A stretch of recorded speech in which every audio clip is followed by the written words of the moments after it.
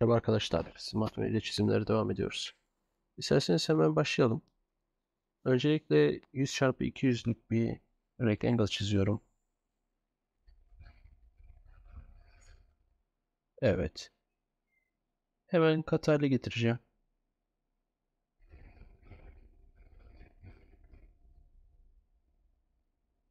Okeyledim. İki bölümde boşaltmalarımız var. Onları yapacağız. Rastgele bir rectangle çizdim. Referansımı girip ölçüleri vereceğim.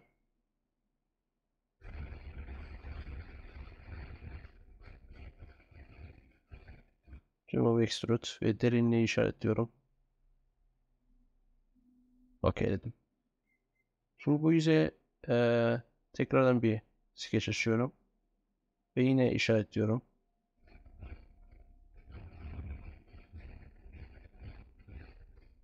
Rectangle'ı da seçtim. Mesafeyi de giriyorum buradan.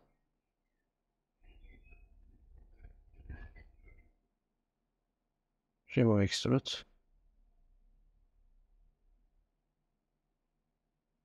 Derinliği de girdim. Evet. Kenar hatlarıyla tamamladık. Şimdi bu yüzeyde ee, aslında yüzeyde değil, köşelerde chamfer'ımız var. Hemen onları da seçelim. İki tane. Ölçüyü ve açıyı giriyorum burada. Okeyledim. Şimdi az önce seçtiğimiz yüzeyde circle'lar var. Hatta hemen diğer yüzeyde de slotlar var. Onları yapacağız.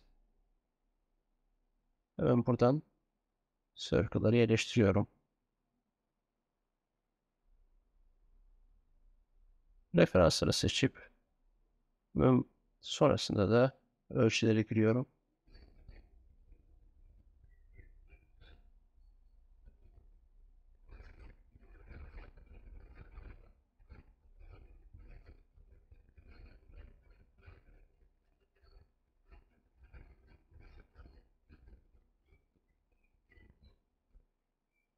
Eksi sketcher ve remove extrude.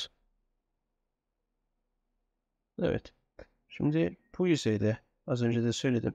Slot var iki tane. Onları da yapalım hemen.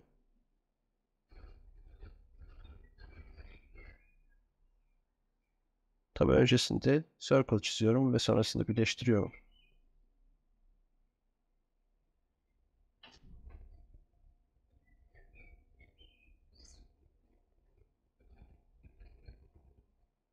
Ve buraları trimliyorum. Şimdi tabii bunun ölçülerine gireceğiz. O yüzden referansları seçiyorum.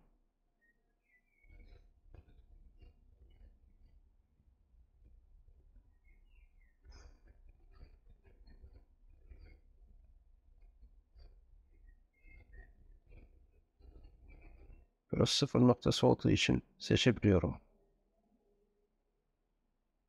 Ve iki merkez arasını da aynı şekilde işaretliyorum.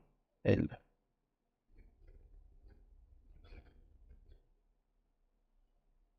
Evet arkadaşlar, ölçüleri verdik.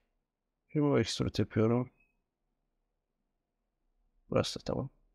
Şimdi sol tarafta görünen yüzeye circle çizeceğim. Sonrasında üst tarafı roundlu ve köşeleri de açılı şekilde boşaltmamızı yapacağız. Şimdi anlayacaksınız zaten. Evet, yarıçapı 25 olan bir circle'ı yerleştirdim buraya. Referansları veriyorum. Ölçüleri gireceğim hemen.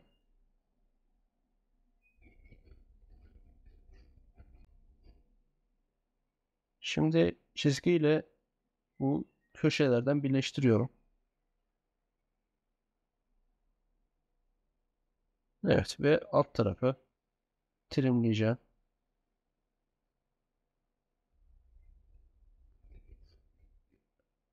Evet ve dışarıdan da çizgilerle birleştiriyorum.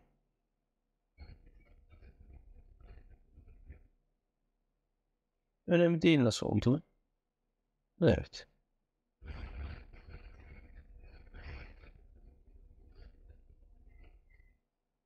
Şimdi roundlu olan kısma bir circle açacağım. Oranın referansını kullanabilirim. Tam merkezine gelecek çünkü. Ve çapını giriyorum. 20.